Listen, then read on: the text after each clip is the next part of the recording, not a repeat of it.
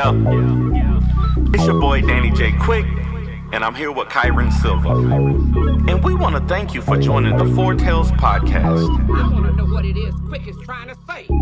We're about to talk some comics and get a little bit controversial. Everything from indie books to movie deal level commercial. With no rehearsals when we converse to coerce you. And then we do the quick takes and try to get to the person. So join us and get your comic book a few more sales once a week wherever you pod. It's Four Tales.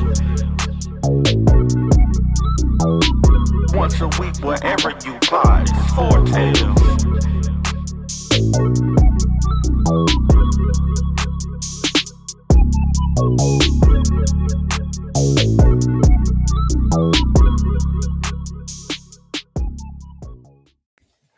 Ladies and gentlemen, boys and girls, children of all ages, Taurus Comics in collaboration with Wingless Entertainment Yes, respectfully brings to you the 175th episode of the Four Tales podcast. I am your host, Kyron Silva from Taurus Comics. Across the way is not the violent vigilante Danny Quick, but instead we have your favorite indie comic creator's favorite indie writer, Brian J. Lambert, and together we are your two beloved comic creators here to help you find your next favorite comic. We're live on the Age to Geekdom network via Facebook, Twitch, and YouTube. So if you're listening or watching us live, thank you for your support. But don't forget to like, subscribe, share, and review this podcast because all your positive reviews and interactions help us reach a bigger audience. Brian, how you doing, What's going on, Kyron? How you doing, bro? I am out of breath as a out of shape comic creator. Walking my dog is my exercise, and I am out of breath, but I'm okay though. I'm Yeah, okay. good. I think I want to change not my tagline, but I think I'm going to change my name because we got Kev on stage, we got Kev off stage. Danny was Kev on comics, so I'm gonna be not Kev on comics. You know what I'm saying? Like I want to make you know what I mean? I want to be the fourth Okay. one, maybe. Okay. See how that works. I'm gonna test that. Okay. Test audiences. Okay. Test audience that. All right. Yeah, We'll let the yeah. people know in the We'll chat. workshop that one. Yeah. I do like the idea that you are still sticking to the theme of blackballed comic creator with glasses as my co-host. Like that just has to be the thing going on. I feel like that was purposeful on your end. I think that of all the applicants that were more worthy than I, you were like, but they are not bald and they don't wear glasses, so I got to go with this guy, right? Like, so people won't know the difference between me and Danny. Okay. Full disclosure, you were nominated by like 4 people. When I sent the feeler out there, I was like, "Hey, who wants to do this?" And 4 people were like, "I want Brian. I want Brian." And I don't know if you've done podcasts before or hosted anything, so I'm like, "Why is Brian the best choice?" I had to have you on. You know, I actually did. I used to host something with Mike Watson and Brett Hillisham. So I've done some podcasts with Brett. Okay. And when he was doing the Indie Comics Dispatch podcast pretty regularly, and Mike and I actually had started doing a versus like battle system, character verses and stuff like that, where he was doing live draws. So I mean, I've done it a couple times. I love talking comics. I love talking in general. Yeah, you do. So I think it was pretty fun to just be able to do it and actually had the opportunity. I mean, Danny, Mr. Vacation himself, being wherever he's at again, gallivanting. Mm, I'm just gonna be his stand-in. I'm Danny's stunt double. That's what it is. okay. Light the beam, like No. whatever he does. See, I'm trying to exude Danny right now. Okay. You gotta work on it. It's like this. Hold on. Ladies and gentlemen, tonight we get to finally light the beam. Light the beam! You gotta really Okay, put I yourself gotta throw into it back. I gotta Yeah. really believe Whoa. it. That's the problem. Don't throw it back, sir. Don't throw that back. See, this is why people wanted me on the podcast, man. Wow. All right. Unfiltered. Yes. Before we bring our amazing guest on today, you shared something today that I feel like I need to share with our audience. You have an amazing book that's available now, and it has a kick-ass song. Like it's Thank a you. badass song. Thank you. So Thank I'm you. going to share this with our audience because you actually put out the entire image or the entire video today, right?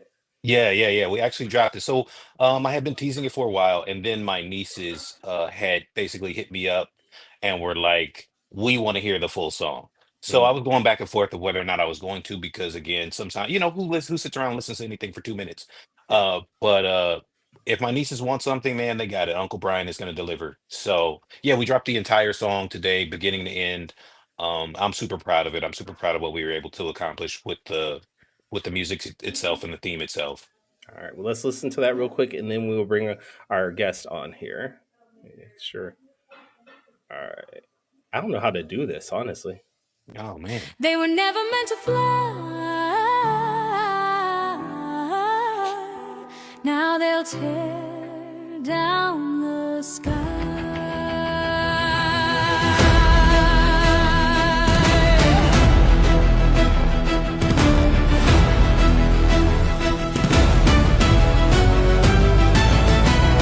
Rising from the ashes of a failed piece, I look into a broken mirror and still see me. Is this a nightmare or a broken dream? I step inside and take control of my destiny. A vessel made for righteous wrath, reigniting fires of a war-torn past. I'd sacrifice all that I have if fate could save me from this path.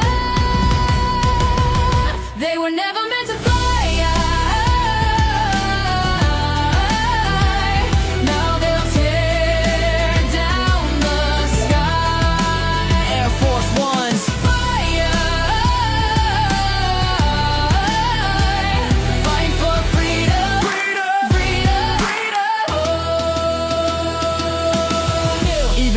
Under boot and hill, the 7th ward wasn't made to kneel. Born under a bad sign, the witching hour's my time. Strength through family and friends, Kitsune and the old gun defend. Yasuke, the black wolf descends, and the Gilgamesh will meet its end. They were never meant to fly. Now they'll tear down the sky. Air Force One.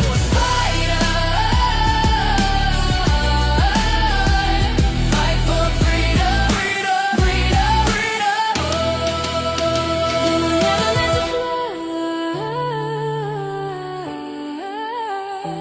Now they'll tear down the sky.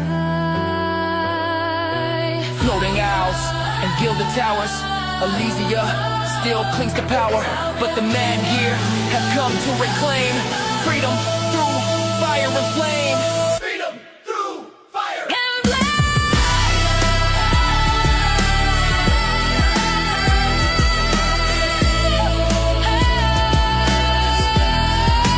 Air Force One.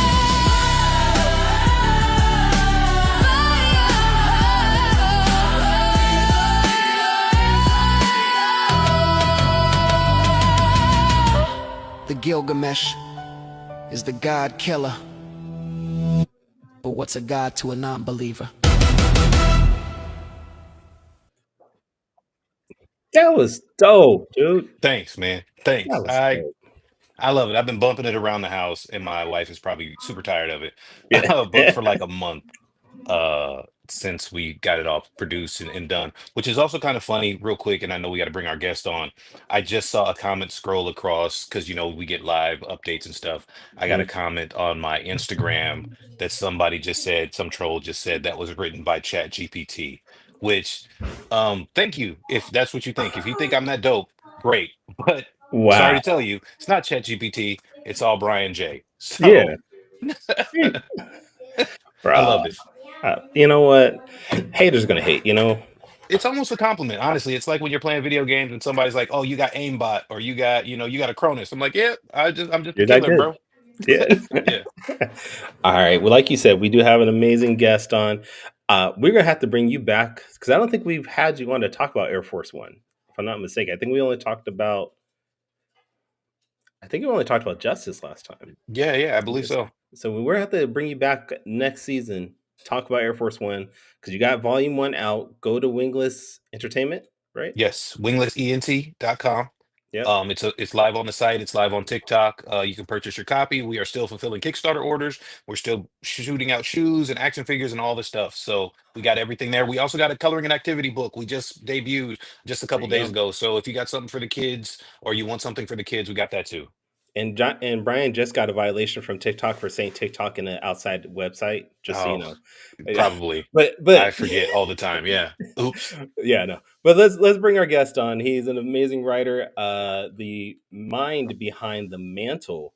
He is Adam Santangelo. Santangelo. I can't pronounce your name. I don't know why. Santangelo. But I've heard I it so knew that many was going to ways be the over the case. years that I'm good with whatever. It's it you know, Brian has a nice easy name. You and I, we have interesting names that people probably stumble all the time. So we appreciate you being on, though. Adam, for anybody that isn't familiar though with your work, can you give us a quick rundown about who you are and what you work on? Yeah, well, right now I'm the writer of a comic book called Mantle, which debuted this summer. It's a 4-issue miniseries. The first one is out, and you can get it from my website. You can get it from Kindle, but the Kickstarter for my second issue, Mantle number 2, is live now, and we've got catch-up bundles, so you can get both that way. And I've 30 years ago, maybe we'll get into more detail on this. I actually worked at Marvel as an intern and I wrote a couple Spider-Man comics. So I actually have other comics credits, crazy enough, but they're from 30 years ago. I had a bit of a break between my previous comic and this one. Nice. And that is true. You do have your Marvel credits. I actually went on Marvel's site and you are listed on there. So it's actually really cool to see that. It's pretty wild. Yeah. It's almost a whole other person that did that. I was 17. So All right, well, let's start off with that. Like you said, you were a kid, you were in high school. Why take this long of a break to maybe start another comic? why am I doing this now, or why did Yeah, I do that in yeah. yeah. Why such a long break? That gap in between. Well, when you're young and you're 17 and you have an opportunity like the one I had, you kind of think maybe the rest of my life will be like this. Who knows what I've got ahead of me? But I went to college and I graduated and I got a job and started paying rent. And next thing you know, life just moves on. And it hasn't been bad. I got married. I had a kid. I've had a great career doing something else. But I knew that I always wanted to get back to doing something creative and ideally comics. And I finally had a bit of time on my hands, getting a little bit older. My daughter's a little bit older, and so I decided to start working on this idea. And now here we are. Like, it's been in the works for a couple of years, but it finally saw the light of day this summer. And now I'm in marketing mode. I'm out talking to people, which is not my natural state. Okay. So I went through the Kickstarter earlier today, and I'm one really impressed by the art. The art looks amazing. But I also am really interested in the subject matter in terms of it addresses bullying and it addresses a few things with there are some trends as the kids call them now going around that really focus on some bullying stuff. So um what was your like ethos for telling this story now and making it about the content it's about? Yeah, well, it all comes from a personal place in the beginning. Like, I remember when I was brainstorming what project I might like to work on, I thought about different stories that were relevant to me, things that I could speak authentically about because maybe they came out of my own life. And I was really badly bullied during high school. I remember it was like a real crisis for me that I had to find my way out of. So that was one of the ideas I started kicking around and got most excited about. Um, this is not autobiographical. Um, but I think what was interesting to me is, like, I see bullying and just young people feeling powerless or wishing they could take revenge, some but not knowing how. And you see terrible things that happen in schools nowadays. And to me, it's all swirling around this subject matter that I've had in my brain for many years, and that relates to my own youth. And so I guess also I wanted to do a superhero book, or a superhero adjacent book. And so I thought to myself, like, well, what if someone found a weapon in the closet at home? What if it was a super weapon? What if it was a power glove from a suit of mech armor? And that's what happens to VJ, the lead character in the first issue, and he's inclined to use it against guys that have been bullying him. But that opens up all sorts of problems, like moral problems, but also just like practical problems, because he's in trouble now. And yeah, that's where it came from. It felt topical. It felt as relevant as ever, but it came out of my own life. The experience that you had with Mantle, and you're saying it's partly autobiographical. The entire 4-issue run. Does it take aspects of your entire life, or is it maybe just that first portion of the bullying? Yeah, it's probably just the first portion. It's one of these things where like I don't know that there's, more than one or two scenes that really resemble anything that happened to me in the four issues. So you never But found a magical mantle in your closet upstairs as your dad's or nothing like that? unfortunately not. That would Okay. have been cool. That would have been maybe a solution, or maybe not. Uh, um, but at the same time, and maybe you guys have come across this like in your own work, like I feel like people that know me really well could read the book and like practically everything in it is drawn from my life in some way. So not just like straight up autobiographical transfer, but it's like, oh, I know why Adam did that, and I know who that character is supposed to be, and I this is exactly like another thing that Adam likes, and so there's like it feels very personal to me in every which way, despite the fact that this stuff never happened to me for the most part. I think all or most good writers do that, right? Like, there's no way that Stephen King met that many writers that fought vampires and the super flu and everything else, right? So I think that maybe the best stories come from the heart. And Yeah. so I would wonder, or I guess I am wondering, how much of your current life, right, outside of that 30-year break that you took from comics is infused in terms of, you said you had a really great life, you had a child, you got married. How much of that part of your love story is in this other love story to like your childhood? Well, it's interesting because like a big part of the story, and I'm going to try to be careful not to give too much away here, but even in the very first issue, we've got Mantle, or sorry, VJ, the lead character VJ. His mother is a major character in the story, and his father has passed away. But his father, the presence and the memory of his father plays a role, and I'm a father now, and I know what it's like to be a parent, and so again, don't want to give too much away, but over the course of the story, I think VJ's relationship with his parents and even their relationship with each other becomes a factor. And I know something about marriage now at this age, and so I think that's like yet another way that like my own experience has like found its way into the story. Um, sure enough, I managed to tell a story about marriage as well as one about a boy being bullied in school. Has your child read the story, and what the feedback did they give you? She did. Yeah. She thinks it's awesome, and I mean, to be honest, it's not really written for her. Like she's 8, and it has a couple bad words in there, but she's not going to not read her dad's comic book. So like I gave it to her, and she like I was almost surprised she totally understood everything that was going on and followed along and is ready for the next one. So she thinks it's awesome. She likes that her dad makes comics. Dude, that's the most important right there, right? Like the that from your child. So I also wonder, is this, and this is my hope again after reading the Kickstarter page, and I haven't supported yet, but I am going to support after we get off of this podcast 100% Thank you. because I think it's a dope project. Yeah, I heard So is you said you're this, gonna put down like 1,000, right, Brian? yeah, 1,000 pennies Oh, okay. divided by half? Hey man, Hey, there was a government shutdown. I, Leave me I, alone. I was gonna say pennies are valuable now. We're not making them anymore. They're Right, collector's items. right. So I know that it's a 4 issue, basically miniseries, but is this the new beginning of your comic journey, or is this the bow tie on your old comic journey? It's a good question. The short answer is like, let's wait and see where I am by the time we get that fourth issue out the door. We'll see where I am emotionally, spiritually, financially. Um, but I would love to do more. Like honestly, there is an ending at the end of the 4 issues, so anyone who gets on board can look forward to like seeing what I think is a pretty cool ending to the story. But there are some open threads left. That, the characters. Some characters are still around at any rate, and so I have an idea of what might follow. And I just love comics. Like I would love to write more.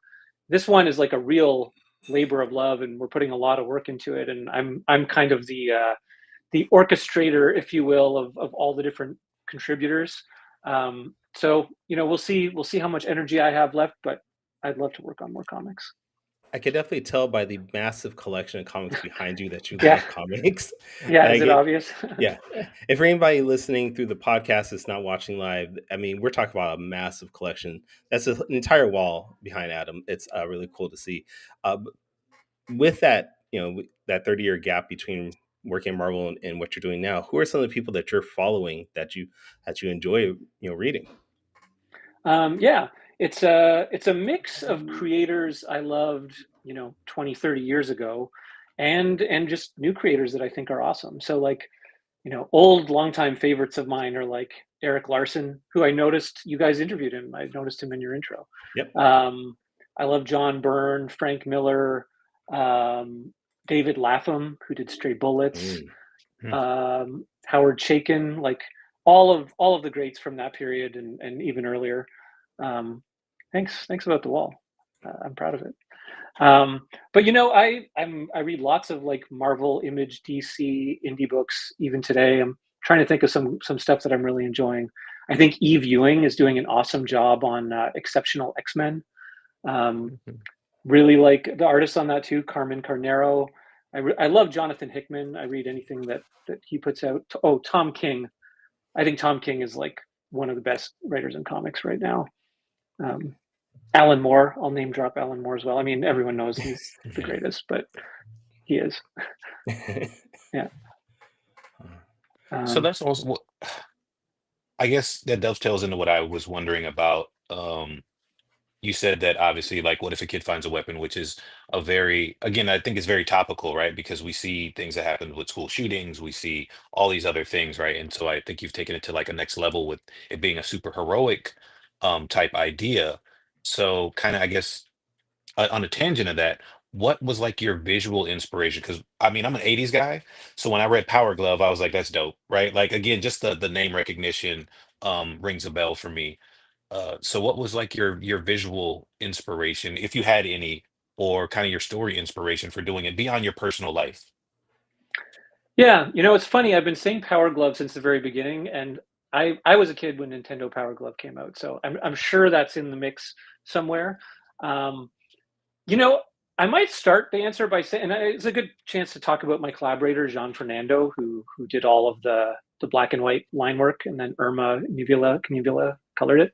Um, but when I started writing this, I didn't know who my collaborator was going to be, so I knew that I was going to have like a suit of mech armor, and that there would be a glove that he's wearing, for much of the story. But I honestly didn't know what it would look like, and like I was open to a wide range of collaborators and what they might bring to it. Maybe we would have gone with a more cartoony style. But I wound up finding Jean, who's done like this amazing job, like creating these mech suits and the amount of detail that he's adding.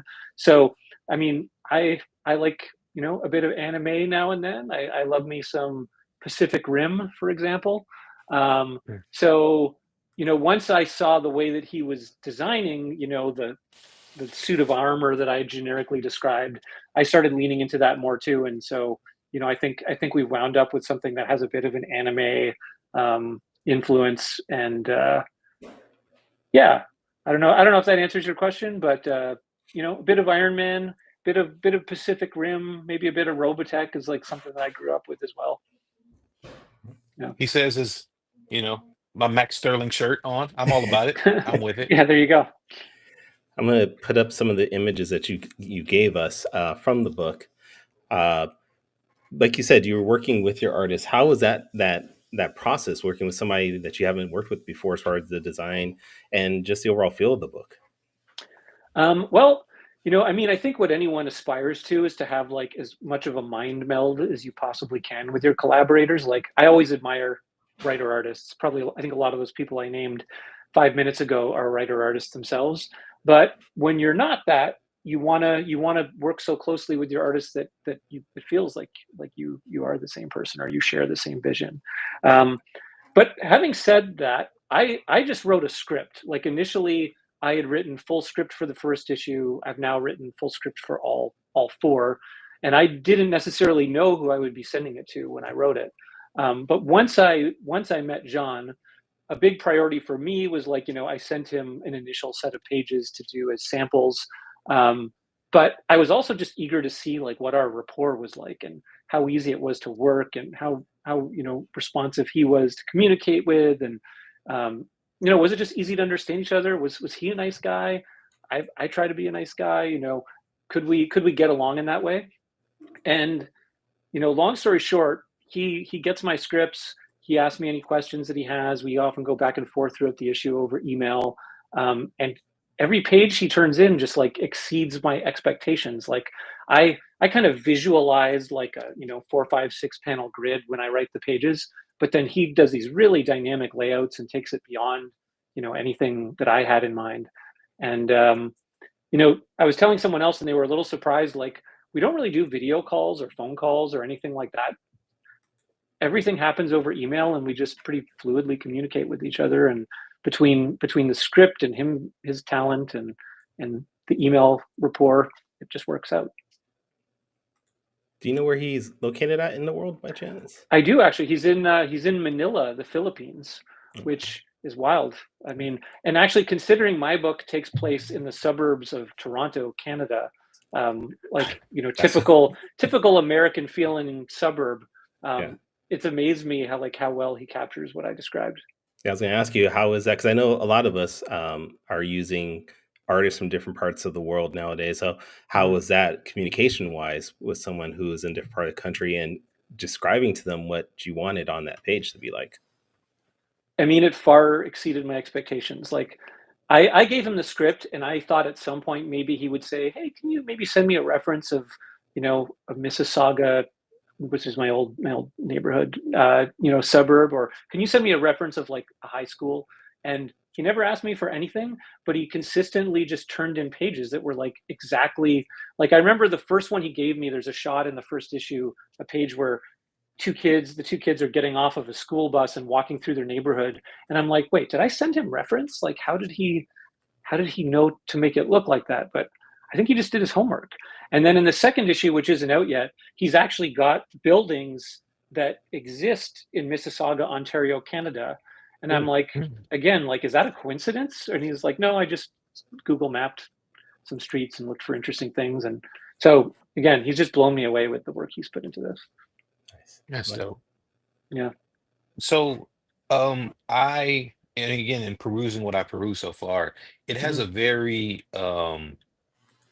mature yet Ben 10-esque feel to me in terms of like a kid who gets this ultimate power and gets to do his thing.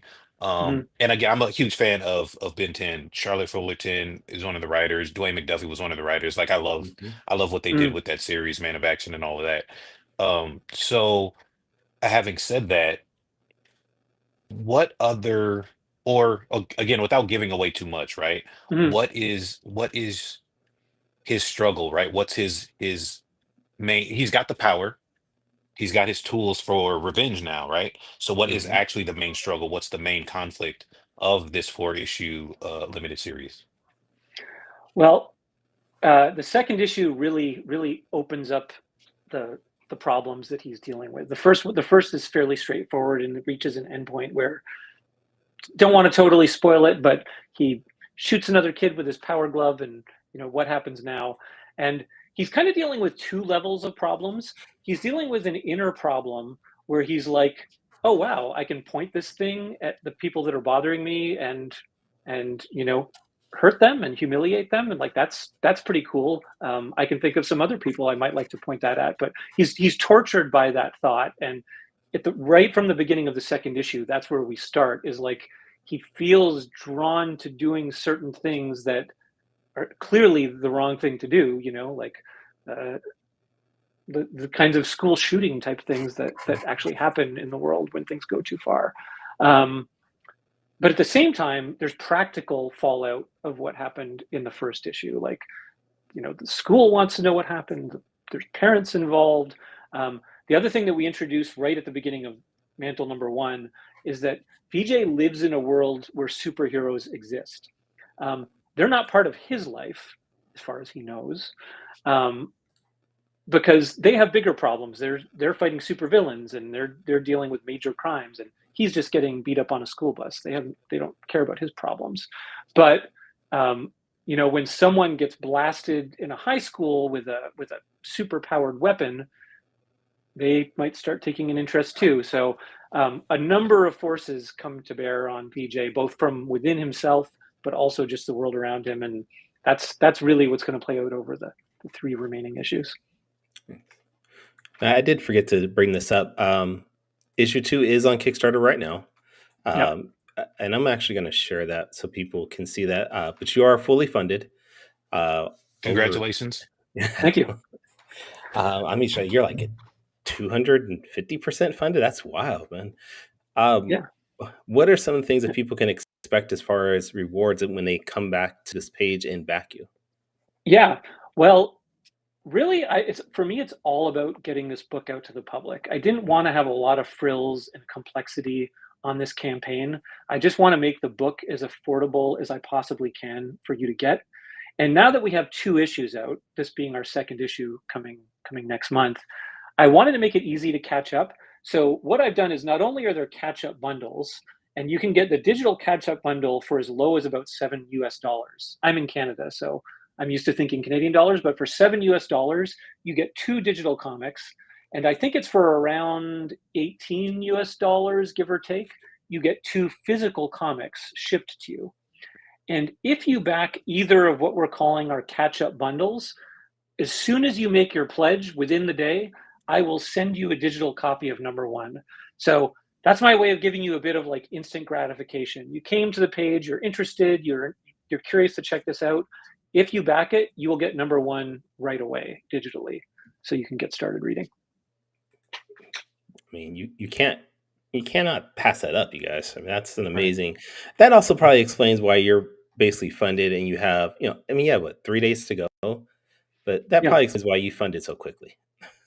Yeah, totally. I think my philosophy is like, I'm doing shows. I sell the comic book on my own website as well. I'm trying to put it out there in various ways. So I'm not necessarily trying to recoup my whole investment on a Kickstarter campaign. What I am trying to do is just get as many people to try this out. So yeah, like if you're listening to this and you think it sounds cool, it is super cheap. It's as cheap as a Marvel comic, if not cheaper, to get your hands on this. So, like I said, I read through the campaign, but Mhm. for our audience, because we're talking about it as if we have knowledge of it. So, for the Sure. audience that may not, would you mind giving us a pitch of both the Kickstarter and the book so they can be as enticed as I was having read it? For sure. Well, the story, and then we've kind of touched on this in various ways. It's about a 14-year-old boy named VJ who's badly bullied in high school and discovers a power glove in his dead father's closet, and he has to decide whether he's going to use that glove to take revenge, or think better of it. And we've been talking about this for a few minutes. You probably have the idea that revenge is the direction he leans, but that opens up a whole world of problems for VJ. Again, he lives in a world of superheroes. They had nothing to do with his life. It was just something he would watch on a screen. But suddenly, like, he seems to have found an artifact from that world, perhaps. And as I said a minute ago, in the second issue, the superhero world, bears even more on VJ's life. So that's the story. And if you're wondering about the tone of it, and Brian, you kind of touched on this a few minutes ago. I would say it's like, a Marvel comic, but with some edge on it. Like it has words that would not be in a Marvel comic, but that teenage kids say all the time. So I kind of just thought I would lean into making something that actual teenagers and up would enjoy reading. I think I would enjoy reading it as even in my 40s, but I think any, 12, 13, 14, 15-year-old, this is the stuff that they're hearing and dealing with every day themselves. So that's a bit of an idea of what's going on with the comic. And then the Kickstarter, this is essentially the Kickstarter is for Mantle 1 and 2. 2 is the new one. I'm expecting to ship rewards in December. The book is done. So I've actually, full disclosure, I've actually sent it to the printer. So I'm going to be fulfilling very soon after the campaign ends. But we've kept the reward tiers very simple. So for as low as I think about $4 US, you can get Mantle number 2. You should probably start with Mantle number 1. So for about $7 US, you can get both comics. Again, I'll ship you the first one within the day that you make your pledge. And then there's a few reward tiers above that, but basically it's all about digital and physical rewards. So the top reward tier is for approximately $18 US. You get both comics, physical, shipped to you, and you'll get digital copies with number 1 sent to you within the day. So that's our top tier of the campaign. All right, you guys, please go to the Kickstarter page. Just go to Kickstarter, search out Mantle number 1 and 2. It will pop up for you. Um, I want to.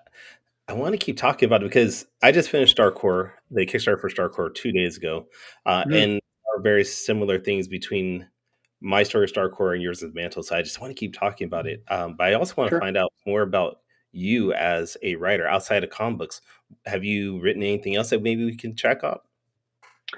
Um, I don't know if there's anything that I want to admit to here. I Oh, I mean, first of all, the Marvel stuff that I did a long time ago when I was a teenager, it's out there. Like you can both of the Spidey stories I wrote are in a recent omnibus, the Ben Reilly omnibus #1. But you can also just get at least one of them, maybe both on Comixology and Marvel Unlimited and places like that. So those are super easy to check out for anyone that's already into those apps. Um, I also in my 20s I made a film. I made a micro budget film called Half a Person that I wrote, directed, and produced, and you probably can't find it anywhere, and you're probably better off. I you know I think it was a heck of an accomplishment that we got it done, but I don't know. Making a movie's hard, so I actually feel a lot better about what we've done with Mantle. I Part of the reason when I came back to doing something creative, I did a comic book, was I just felt it was a little easier for me to control and get my arms around, and I just felt a lot more confident that I could make a good product and tell a great story without wrangling actors and technicians and all the things that go along with making a movie. if you don't mind me Movies asking, are a rough road, man. Mm, They're a go ahead. living, breathing beast. And so I applaud you for even, making the effort in doing that. So do you see yourself or do you see Mantle or do you want Mantle to be a transition into more longer form writing and more kind of going back to that creative space that you were in and that you feel very and look very comfortable in right now? yeah, I would love to. I mean, um, first of all, I'd love to write more comics. Like if it's one that I sort of generate myself and uh, sort of sort of orchestrate in the way that I have Mantle, it's probably going to come when this one is done.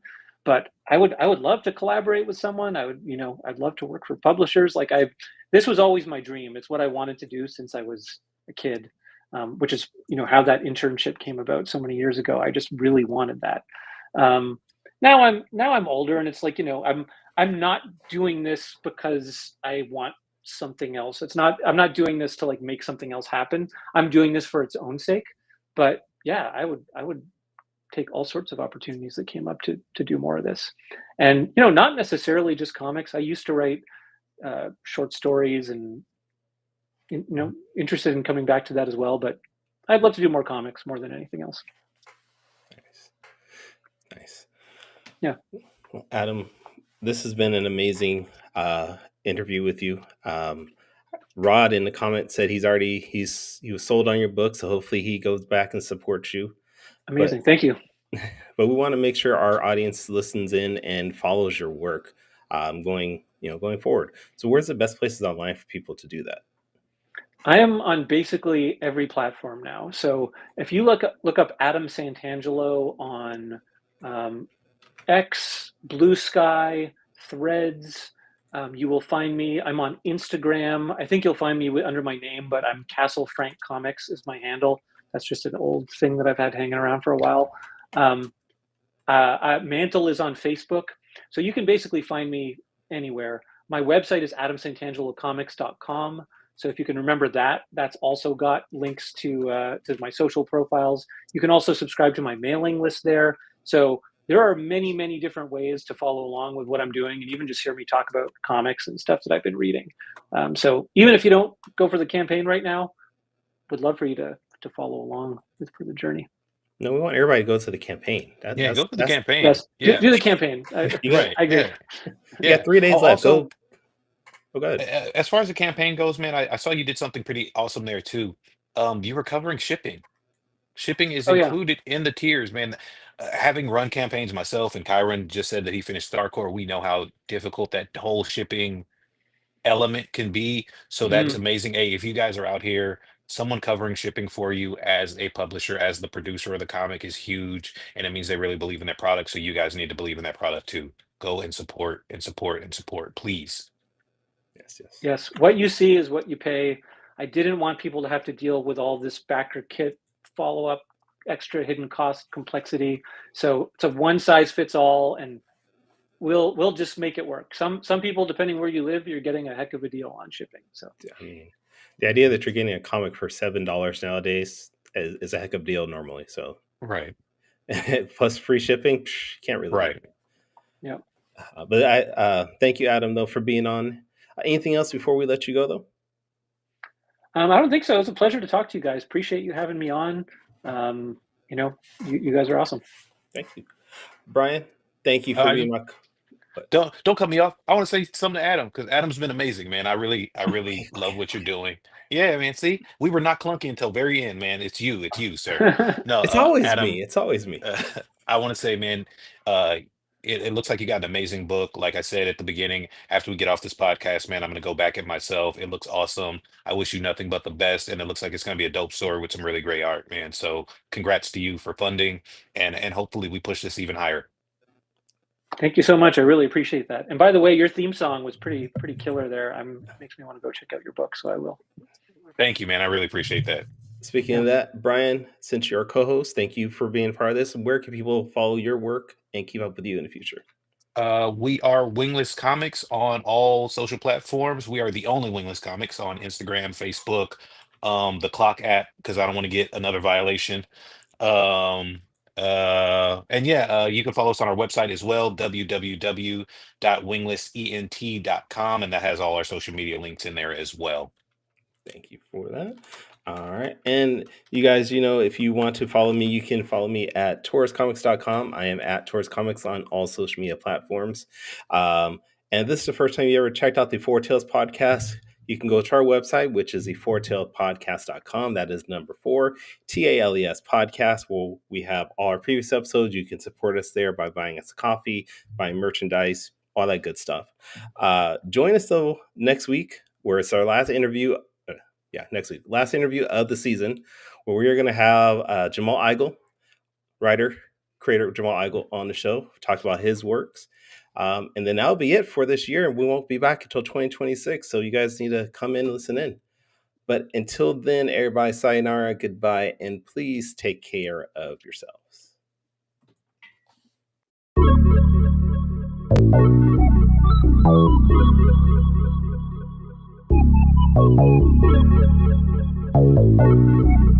I want to know what it is Quick is trying to say.